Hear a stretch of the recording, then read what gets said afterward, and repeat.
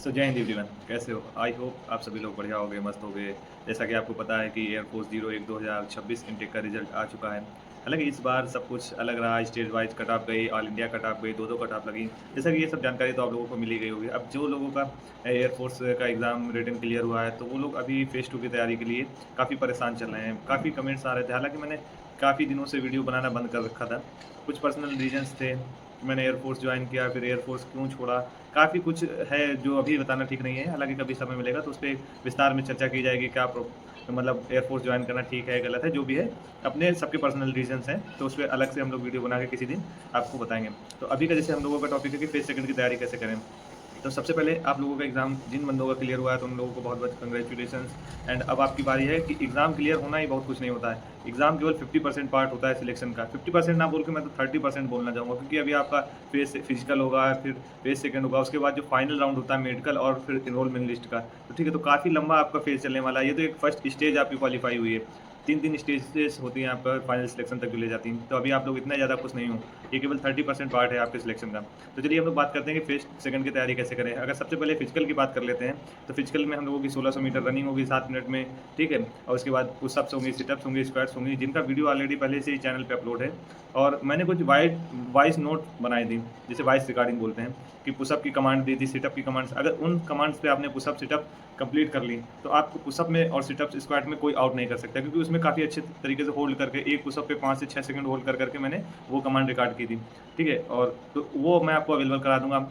ठीक है? अभी हम लोग अपना जो व्हाट्सएप चैनल है वो भी स्टार्ट कर रहे हैं, तो उसकी भी मैं लिंक दे दूँगा। टेलीग्राम की लिंक भी पे अपने डिस्क्रिप्शन बॉक्स में मेंशन कर दूँगा। तो फेज़ सेकंड के देखिए, आपको सबसे पहले फिजिकल होगा, तो पीएफटी की तैयारी के लिए अलग से वीडियो बना दूँगा। ये वीडियो है आपके कि जीडी की तैयारी कैसे करें, और भैया ऑफलाइन कोचिंग जॉइन करें या ऑनलाइन करें, किस तरीके से करें। तो मेरा मानना है कि जीडी कुछ नहीं होता है। अगर आपको थोड़ा-सा भी बोलने की सही से तमीज़ है, या आप थोड़ा-सा बोलने की स्किल्स रखते हैं, तो आप जीडी आराम से क्वालीफाई कर देंगे। वहाँ पे ये नहीं देखा जाता कि आपकी इंग्लिश कितनी अच्छी है, आप किस तरीके से बोलते हैं। वहाँ पे बस आपके मैनर्स और आप अपनी बात को किस तरीके से रख पाते हैं। जीडी में 10 बार बोलना नहीं होता है। जीडी में आप 1 से 2 बार में अगर अपने पॉइंट आपने रख दिए, अपना इंट्रो आपने अच्छे से दे दिया, तो आपका जीडी आराम से क्वालीफाई हो जाएगा, कोई भी रोकेगा नहीं आपको। बस जीडी में आपको अपने आप, कोई बंदा होता है ना जिसको मतलब वो अपने आप को ओवर कॉन्फिडेंस समझता है, 10 से वो सोचता है कि मैं ही बोलूँ, मतलब किसी और को पार्टिसिपेट नहीं करने देता है। तो ऐसे बंदे जीडी में खासकर आउट होते हैं। मैं 2 बार जीडी क्वालीफाई करा हूँ, मैं फाइनली एयरफोर्स में सिलेक्टेड हूँ। तो ऐसा नहीं है कि मैं हवा-हवाई बातें कर रहा हूँ, ठीक है? तो अपने एक्सपीरियंस से बता रहा हूँ मैं। मैं हिंदी मीडियम से बिलॉन्ग करता हूँ, और क्वालीफाई करने के लिए आपको नीड क्या है, आपको मैं बेसिक्स टॉपिक दे दूँगा। 50 टॉपिक की पीडीएफ है, ये नहीं बोलता 100-200 टॉपिक तैयार कर लो, 50 टॉपिक की पीडीएफ है, उसमें से 10, 20, 30 जो भी टॉपिक तैयार कर लो, कि आपके पास कंटेंट हो जाए बोलने के लिए, ठीक है? और उसके बाद वहाँ पे तो आपको टॉपिक ऑलरेडी ब्रीफ किया जाएगा, आपको एक रफ शीट दी जाएगी, फिर वो टॉपिक बोलेंगे। बोलेंगे क्या, आजकल तो जो एलेक्सा टाइप की वॉइस रिकॉर्डिंग होती है वो चालू कर देते हैं, और वो अपने अकॉर्डिंग वो अपनी स्पीड में बोलती है। हालाँकि इतनी स्पीड में नहीं बोलती है, आप आराम से अपने की पॉइंट लिख सकते हैं, ठीक है? तो उसके बारे में भी बता देंगे, रफ शीट और फेयर शीट का क्या कैसे होता है, क्या लिखना होता है, क्या नहीं लिखना होता है। तो आपके पास टॉपिक की ब्रीफिंग पता चल जाएगी कि किसके ऊपर टॉपिक है और क्या-क्या पॉइंट हैं।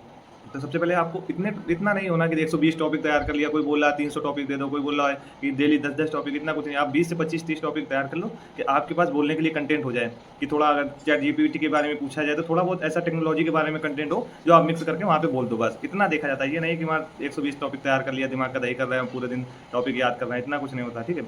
बस आपको बोलने की एबिलिटी तैयार करना है, कि आपको सामने बैठ के ग्रुप में कैसे बोलना है। ग्रुप में बहुत से होता है जो बोलते-बोलते अटक जाते हैं, भूल गए, पता चले जैसे उनका नंबर आया तो वो भूल गए। ये चीज़ें आपको अवॉइड करना है। इसके लिए आपको मिरर में प्रैक्टिस कर सकते हैं, या आप 4-5 बंदे जैसे आपकी जानकारी में हैं, तो उनके साथ बैठ के आप लोग अपने टॉपिक की प्रैक्टिस कर सकते हैं। बाकी ऑफलाइन जॉइन करना सबसे बड़ी बेवकूफ़ी मानता हूँ मैं इस टाइम पे, क्योंकि भर-भर के पैसा माँगेंगे, एक तो दबा के 10,000 दे दो, 20,000 दे दो। बहुत सी अकेडमी है, मैं नाम किसी का नहीं लेना चाहता, आप लोग को हालाँकि सबके बारे में पता है। तो हाँ, अगर आपके पास खूब पैसा है, लुटाने का मन है, तो आप जा सकते हैं, लेकिन मैं बिल्कुल नहीं प्रमोट करता कि आप ऑफलाइन कहीं पे भी जाएँ।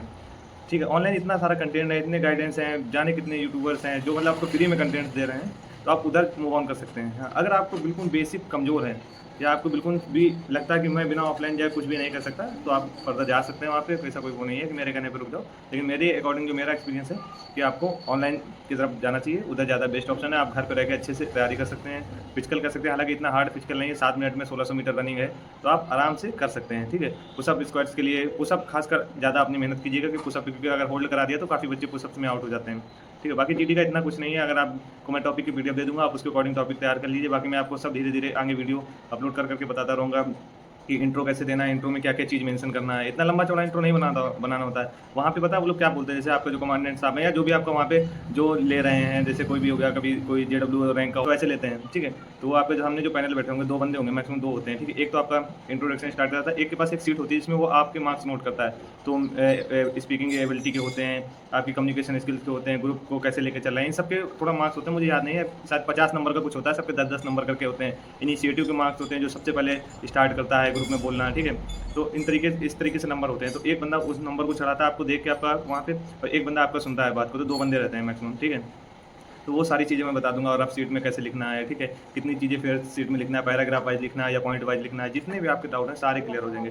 तो सबसे पहले आप एक बार डिसाइड कर लीजिए कि आपको ऑफलाइन जाना है या ऑनलाइन जाना है, ठीक है? क्योंकि बीच-बीच में अगर आप इधर से उधर करेंगे तो आप डिस्टर्ब हो जाएँगे। और अभी तो आपके पास हालाँकि टाइम है, अभी आप अच्छे से तैयारी कर सकते हैं फिज़िकल की। और जो रही बात आपकी जीडी टॉपिक्स वगैरह की, तो अच्छे से भी तैयार कर सकते हैं। अगर डेली से 2 से 3 घंटा टाइम अगर आप देंगे अपने जीडी टॉपिक्स के ऊपर, तो आराम से आप फर्दर उनको डेली मतलब लिखने की आदत डालिए। कोई टॉपिक पढ़ा है तो उसको नोट करिए, लिखने मतलब बिना देखे अगर एक बार अच्छे से याद कर लिया, प्रिपेयर कर लिया, तो उसको अपने अकॉर्डिंग पैराग्राफ वाइज़ या पॉइंट वाइज़ लिखने की आदत डालिए कि उसको कैसे लिखें। अगर हम सीट में हमको लिखने को मिलेगा, 10 मिनट का टाइम दिया जाएगा, और जैसे आपने याद करा तो उसके साथ-साथ आप अपने तरफ से क्या पॉइंट बना पा रहे हैं उस टॉपिक में, इस चीज़ पे ज़्यादा ध्यान दीजिए। मान लो आपने पढ़ लिया है कि सेक्स एजुकेशन और वुमेन एम्पावरमेंट ऐसे टॉपिक पढ़े हैं, तो आप वो तो पॉइंट जो आपने पढ़े हैं वो तो याद रखिए। उसके साथ-साथ आप ये सोचिए कि आप अपने अकॉर्डिंग से क्या पॉइंट बना पा रहे हैं, अपनी तरफ से क्या उसमें जोड़ पा रहे हैं, जो आपकी बेसिक ज़िंदगी से जुड़ा हुआ है। इतना हाई-फाई नहीं, बेसिक ज़िंदगी से जुड़ा हुआ है।